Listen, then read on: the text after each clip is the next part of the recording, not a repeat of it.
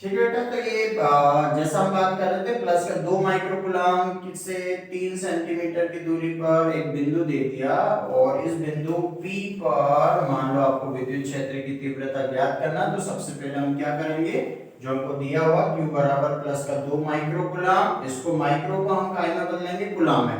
1 micro बराबर कितना होता है, 10 की घात माइनस 6 होता है। ठीक, 3 सेंटीमीटर दिया, सेंटीमीटर को काय में चेंज करना पड़ेगा मीटर में, 100 से डिवाइड किया, 3 गुने में 10 की घात माइनस 2, और ये काय में हो गया आपका मीटर में। चूंकि E बराबर k q अपॉन में r स्क्वायर, यानी 1 upon 4 pi epsilon not q upon में क्या होता है सूत्र, r स्क्वायर।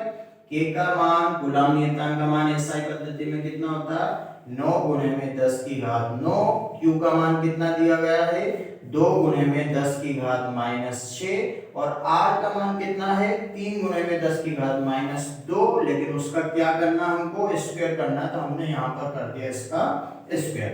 आइए अब इसको सॉल्व करते हैं।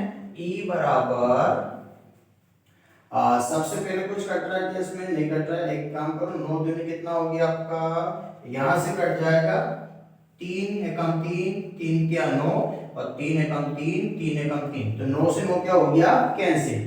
ऊपर कितना बचा आपके पास, 2 गुणे में देखो 9, 10 की पावर काय में प्लस में, और ये माइनस में, 9 में से 6 गए तो कितना बचेगा, 10 की घात 3, वो भी किसका बचा, प्लस का। नीचे देखो 10 की घात माइनस 2 और 10 की घात माइनस 2, तो 10 की घात माइनस 2, 10 की घात माइनस 2 हो जाएगा ये आपका 10 की घात माइनस 4। इस माइनस 4 को जब हम ऊपर लेके जाएंगे तो ये हो जाएगा आपका 2 गुणे में 10 की घात 7। ठीक है, और चूंकि ये विद्युत क्षेत्र की तीव्रता, तो इसका मात्रक रहेगा कूलम, सॉरी न्यूटन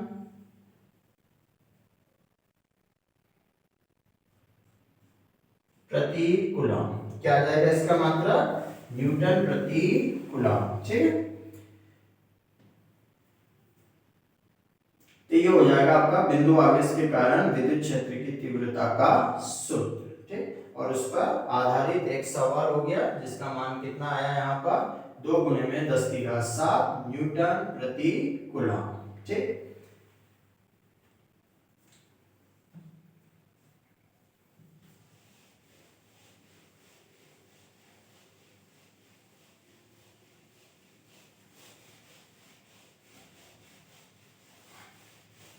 एक लास्ट अपन जो बिंदु आवेश के कारण हमने तीव्रता निकाली है उस पर आधारित कुछ ग्राफ है और कुछ ऑब्जेक्टिव क्वेश्चन, वो अपन लास्ट अपन देख लेते हैं। ठीक है, जैसा कि हमने देखा जो E है वो r स्क्वायर के क्या होता है, व्युत्क्रमानुपाती। तो आपको एक ऑब्जेक्टिव क्वेश्चन दिया जाएगा, ठीक है, तो उस ऑब्जेक्टिव क्वेश्चन में आपसे पूछेगा कि किसी बिंदु आवेश के कारण, किसके कारण, बिंदु आवेश के कारण जो तीव्रता है वो दूरी पर निम्नलिखित में से किस पर निर्भर करती है। तो ऑप्शन दिया हुआ रहेगा, नंबर 1 1/r के समानुपाती होती है, नंबर 2 1/r³ के समानुपाती होती है, नंबर 3 1/r² के समानुपाती होती है, नंबर 4 r² के समानुपाती होती है। क्वेश्चन क्या रहेगा, किसी बिंदु आवेश के कारण विद्युत क्षेत्र की तीव्रता दिए गए निम्नलिखित में से किस पर निर्भर करती है, दूरी के साथ किस प्रकार से निर्भर करती है, दूरी के साथ किससे समानुपाती होती है।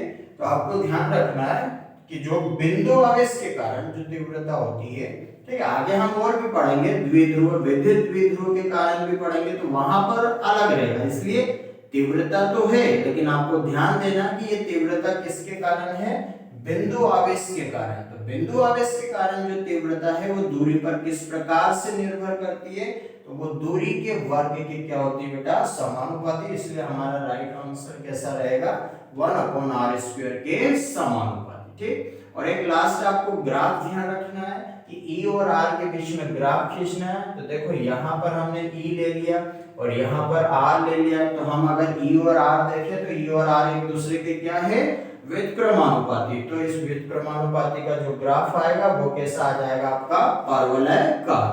और अगर इसी के साथ में अगर आपको ऐसे दे दिया जाए, यहाँ पर E दे दिया और यहाँ पर 1/r या r² दे दे, तो हमको ध्यान रखना है कि जो ई है वो 1/r² के क्या होता है, समानुपाती। इसलिए समानुपाती का ग्राफ कैसा आ जाएगा आपका, सरल रेखीय आ जाएगा। ठीक, तो ये आपको ध्यान रखना है कि बिंदु आवेश के कारण जो तीव्रता है वो दूरी के वर्ग के व्युत्क्रमानुपाती होती है, और दूरी का अगर ग्राफ ई और आर आता है तो उसके लिए परवलयकार बनाना, और ई और 1/r² आता है तो उसके लिए आपको कैसा बनाना है, समानुपाती का सरल रेखीय ग्राफ बनाना। ठीक, तो बेटा आज के लिए इतना बहुत है।